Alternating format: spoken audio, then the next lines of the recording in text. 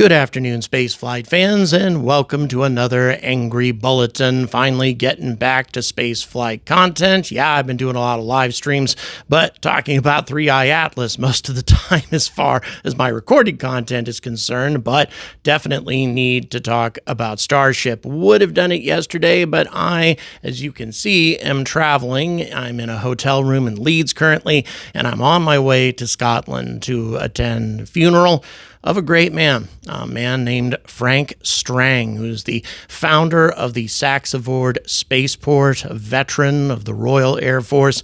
I was kindly invited to attend his funeral. I won't be covering anything up there. There'll be nothing on camera, but I'm just attending anyway out of respect to the man because he allowed me to stay at his spaceport at no charge for over a month while I was covering what was happening up there in Shetland. And frankly, I couldn't have afforded to stay up there for all that time if it wasn't for his generosity. And it's just one example of the generosity that Frank has shown me over the years, and the rest of his family's just been fantastic to me, and his staff, everybody. They're like one big family, and they just lost their patriarch. Just a terrible thing. And so it's time to pay respects to him. All of that being the case, let's talk about Starship Flight 10 and everything that happened with that. And as you can see, I'm being extremely controversial here by wearing an SLS shirt while talking about Starship. That is not by accident. I'm going to continue wearing SLS shirts when I talk about Starship. Maybe not every time, but a lot of the time until Starship does what it's supposed to do, the most important task that it has right now, and that is delivering human beings to the surface of the moon again. And that is the whole reason that I am as tough on Starship as I am. If it didn't have this objective, if the only real exciting objective that Starship had at the moment was getting people to Mars, then it could go through its development as necessary. I really wouldn't have a problem with all the time and all of the test flights that it's required to get Starship to this point, because there's no deadline. There's nothing we're really racing against to try to get people to Mars. I certainly want to see it happen as quickly as possible, but at the same time, there's no absolute necessity for that. On the other hand, SpaceX has accepted billions of taxpayer dollars to build a lander, a lunar lander of sorts, to put humans on the surface of the moon. And we are racing against the People's Republic of China to be the first to return people to the surface of the moon after over half a century. There's a lot at stake here, and it's absolutely critical that Starship become an operational human-rated rocket as rapidly as possible, given the responsibility it's taken on. I mean, I have said from the beginning that I was really concerned that Starship won this contract, the HLS contract, given the complexity involved in getting this rocket from Earth, from its launch pad, all the way to the surface of another world. There's a lot more involved with Starship in getting it to the surface of the moon than virtually any other rocket because of all of the refueling required. And we are nowhere close to even the first refueling demonstration for this rocket, and that's something to be very concerned about. All that having been said, though, this video isn't exclusively about that. It's actually about, of course, Flight 10. What was really accomplished in Flight 10? Well, I can definitely report that all of the milestones that SpaceX wanted to hit for this rocket were achieved, definitely. However, many of these milestones were the same milestones that they had set for the Block 1 rocket. These were milestones that had already been achieved last year. Were there any new milestones that were achieved? Well, when it comes right down to it, only one major one. Arguably, a couple of milestones were accomplished overall. But for the most part, one major milestone was accomplished, and it was a big one, a very big one. But all that having been said, on the 10th test flight of this rocket, what does this mean for the future of the program? How long is it really going to take for SpaceX to get from where it is now to an operational human-rated rocket?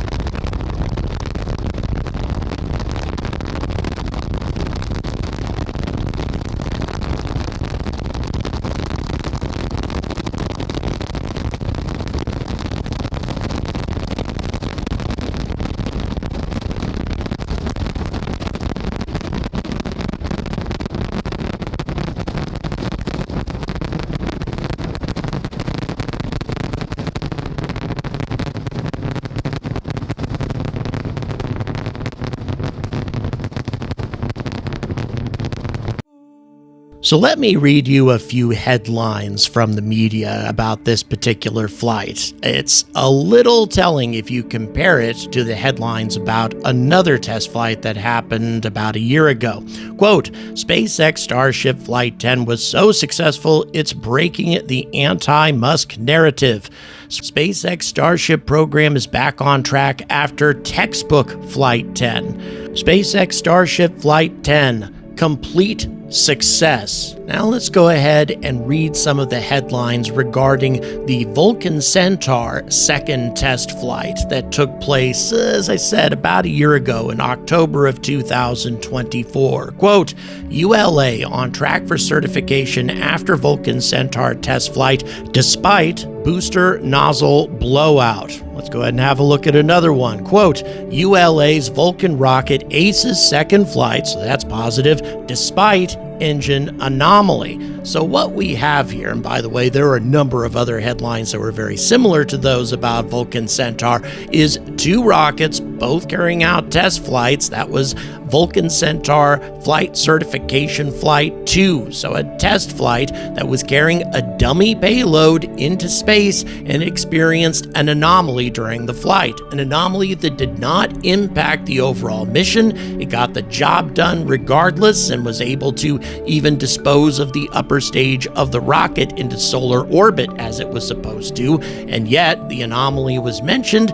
Starship also had an anomaly during the flight that didn't appear to impact the flight at all, and that isn't even being mentioned, period. So really, we can't trust the media to be unbiased about all of this, so let's go ahead and check out the actual facts of the flight.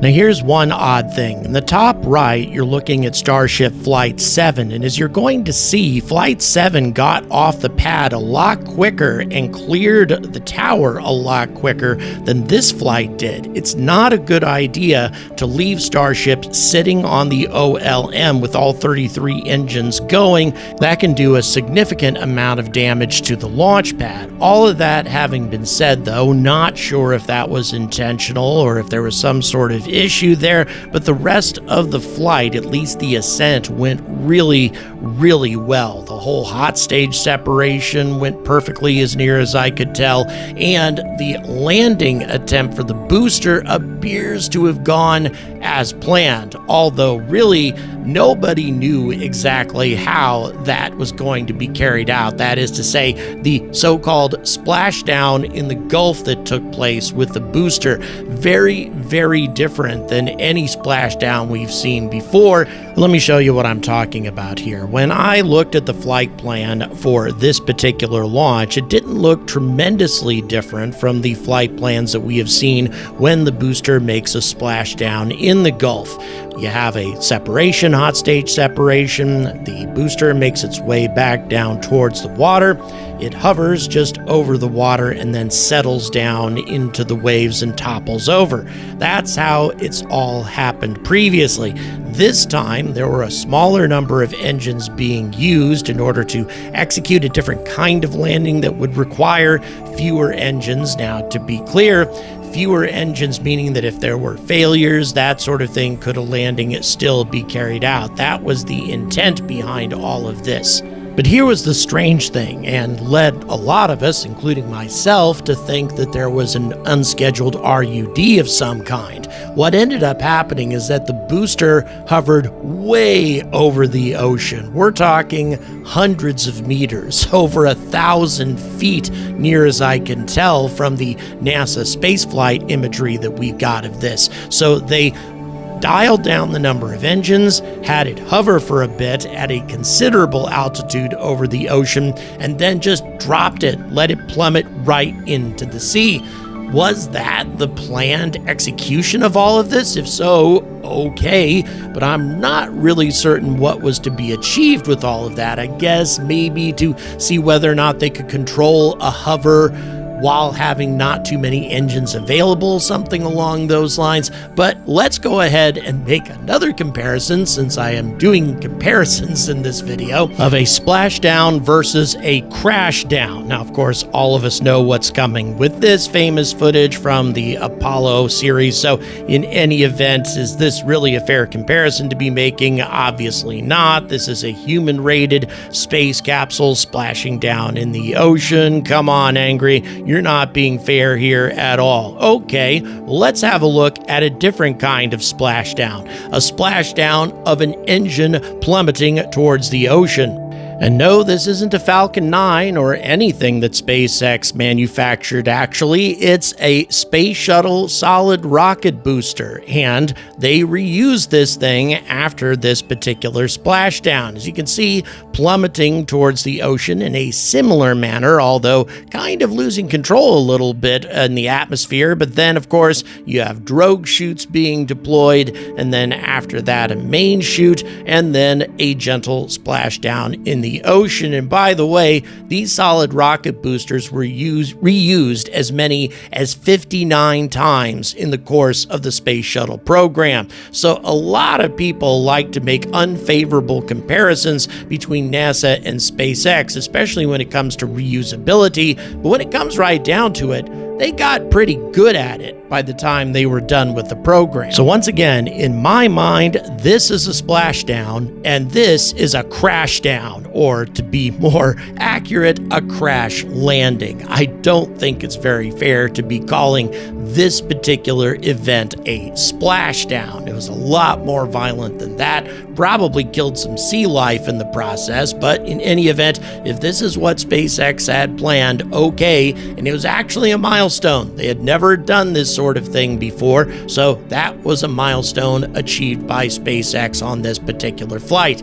Incidentally, and I hate to be such a stickler for things, especially when I'm not sure about it, but I'm beginning to wonder whether or not the booster might have been on fire, because look at that black acrid smoke that's just wafting up from the booster as it descends, even after there's a shutdown. I think we might have had a fire on the booster while it was executing these maneuvers, although I can't say that for certain. And by the way, none of these visuals would be possible without NASA spaceflight, because SpaceX did not show us an exterior view of the booster as it was descending towards the ocean, so please support NASA spaceflight. They are the best. And also, I'm going to be a stickler once again here. There was one engine malfunction, at least one engine malfunction on Super Heavy during the flight, and you can't have a flawless flight with an engine malfunction. So, granted, a minor thing when you've got 33 engines to push the rocket, but still, an engine failure is an engine failure, and that doesn't contribute to a flawless flight. So let's continue with the rest of this, because the rest of it went so very well for the most part. Really, everything about the flight went quite well overall, but you have to be honest about the things that didn't go quite so well. The deployment of the payload in orbit after so many attempts to try to get this done, SpaceX finally got it done, opening up the cargo door, utilizing the so-called PEZ dispenser, and deploying all of the dummy Starlink satellites. An amazing accomplishment, a colossal milestone, the one huge milestone on this flight that SpaceX had never done before, and that is a big step forward for this program. And as I mentioned during the live stream, if you look at this flight with Starship being just a big expendable rocket, it pretty much got the job done. It got to space, deployed its payload, and disposed of all of the components of the rocket without any of them re-entering overpopulated areas or floating through space as space junk, anything along those lines. The rest of the flight went really, really well as far as that's concerned. All we have to get to at this stage is the re-entry, and that, for the most part, went really well. Also, except for something very weird that happened at a strangely high altitude, just below the Kármán line, but still at an altitude where the atmosphere is very, very thin. We're talking over 66,000 times as thin at this altitude as the atmosphere is at sea level. I doubt re-entry caused this anomaly that you're going to see in just a moment. Also, there's a brief gush of gas before the anomaly took place. I kind of think might have been a maneuvering thruster, something along those lines that caused what happened under the skirt here. But whatever it was, the damage looked pretty significant. Didn't seem to impact the function of the main propulsion system, fortunately, although it might have had an impact on its ability to maneuver. Here it goes. You're going to see this gush of gas here. Right there it is. It's starting to happen right before the explosion. There's that gush taking place, then bam! I'm sorry, that's an explosion. And there's this flash also right prior to all the debris flying around. And again, these are big pieces of debris. Keep in mind, this engine chamber is 9 meters in diameter, 29.5 feet, meaning that a lot of these chunks of debris are the size of tables, or at least coffee tables. So big chunks of the skirt and who knows what else were blasted out by this anomaly right at the beginning of the re-entry process. Once again, when the altitude was extremely high. Very strange thing to have happen. Again, didn't seem to impact the overall performance of the rocket, but still should be mentioned. I can't really call this flight flawless when something like this happens. But significantly, the anomaly did not take place before the deployment of payload. If it had happened, the payload probably couldn't have been deployed at all. Still, it happened. It's something that should be mentioned and probably analyzed to make sure that it doesn't happen again. All that having been said, the descent through the atmosphere went pretty well. I mean, obviously, the flaps still took some damage here. Looked like we had metal fires taking place, actually. And to be clear, SpaceX was really putting the heat shield through its paces, hitting the atmosphere far more aggressively than usual. But if their goal was to destroy this heat shield, boy howdy did they manage to pull that off, as you're going to see here in just a moment. So let's go ahead and get down to the landing. Once again, I think that whatever happened might have been RCS thruster related, because the descent down into the ocean wasn't nearly as vertical as some of the other splashdowns had been with previous flights. It was pretty ragged looking. However, it did manage to execute its flip turn, did manage to slow down, did manage to conduct fairly soft splashdown into the ocean, way softer than Super Heavy anyway.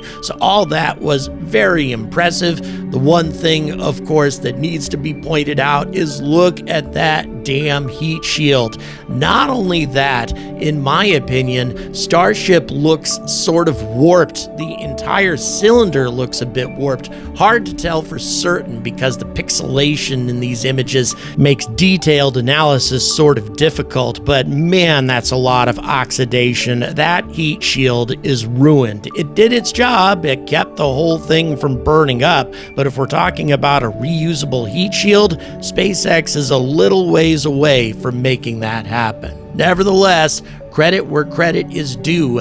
SpaceX managed to carry out a successful flight all the way to the Indian Ocean in very much the same way as they did with a number of Block 1 flights, with adding in the deployment of the payload into orbit and also that interesting landing procedure, or whatever you want to call it, with Super Heavy being new milestones accomplished. Very, very impressive. But here's the problem. Starship needs to graduate up to Block 3 before they can even think about going to Mars or landing on the moon. That's a new rocket, new engines, new all sorts of stuff. And with all of those milestones that still need to be accomplished, plus at least 10 low Earth orbit refuelings to a propellant depot that we have yet to see, man, there's still a long road ahead, and we can't pretend that there isn't a long road ahead. And once again, NASA is hoping to get astronauts on the surface of the moon by 2027. And while I'm giving credit where credit is due, SLS has already delivered a reusable human-rated spacecraft to lunar space and brought it back successfully. The heat shield, in spite of a couple of flaws, a couple of dings that it took on its way through, can be used again.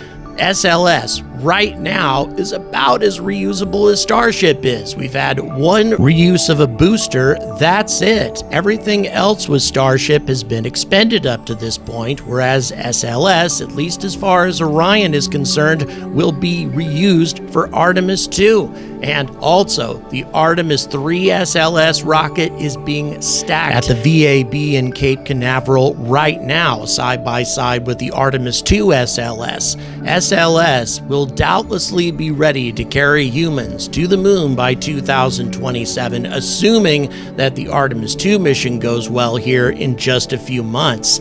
Will Starship be ready by 2027? Right now, I really doubt it. And by the way, there's been lots of people telling me that I am dead wrong about the 2026 date when I say that it's virtually impossible for SpaceX to deliver a Starship to Mars, unmanned, of course, in 2026. Well, let me tell you something. If SpaceX manages to get a Starship to Mars, and it doesn't even have to land, just hit the atmosphere of Mars in 2026, I will tattoo SpaceX fanboy on my butt. Some of you guys may be a little new to the channel and don't realize that I make bets like that regularly, and so far I haven't lost a single one, and I'm not going to lose this one either. Starship will not be going to Mars in 2026, maybe 2028, we'll have to see. And for those who say that I'm not being fair and that Starship is still in its early stages of development, really can't be comparing it to operational rockets, that sort of thing, well, how many test flights is it going to take for this rocket to finally become mature and operational?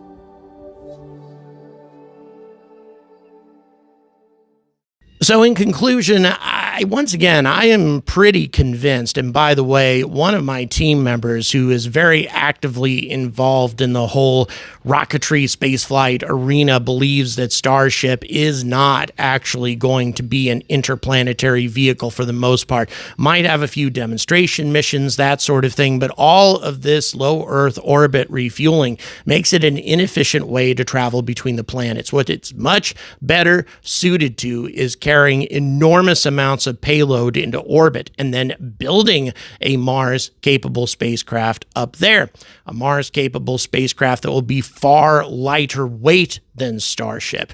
Might have a lot more habitable space, considering that it doesn't require a lot of fuel, because a large amount of the fuel that Starship has is used in order to get the second stage into orbit. None of that would be required for a vehicle that is assembled in orbit. I think that something like a very big Mars cycler, for those of you unfamiliar with that, it's an idea that Buzz Aldrin came up with that constantly ferries payload and personnel back and forth to Mars using a Hohmann orbital transfer. So yeah, I think it's much more likely that Starship will be used for those purposes, and it will be very, very well suited to those sorts of purposes once it's operational, assuming that it can actually carry the enormous amount of payload to orbit that it's advertised to. Right now, the payload that was deployed a couple of days ago was around 16 tons or so. Not much at all. The big question is, how much can Starship really deliver to orbit? Is this something that's going to have to wait for the Block 3 and the Raptor 3 before really heavy payloads start going to orbit? Well, only the folks at SpaceX really know the answer to that question, but I will stay on top of it. And at the end of the day, Flight 10 definitely was a success. There's no question about that. But I hope I've proven to you in this video that it wasn't an unconditional or unqualified success. It wasn't a success that didn't have a few things happen with it that were a little concerning, at least if we want this to be a fully reusable vehicle. And until the press learns to be honest about all of this, we're never really going to face it in the way that we should. Starship has big goals to accomplish, especially if we're talking about the moon, and we need to hold SpaceX accountable for these objectives until they actually pull them off. Thank you very much for watching. Please don't forget to like and subscribe, and also please consider supporting this channel on Patreon. That's the best way to keep this kind of content coming. This kind of content is now nowhere near as popular as stuff like 3i Atlas and some of my UFO stuff, but that doesn't mean I'm not going to keep bringing it, because I absolutely will. But it allows me to maintain the diversity of content on this channel if I have support outside of the dictates of the YouTube algorithms. Once again, all the details in the description. And until next time, stay angry about space.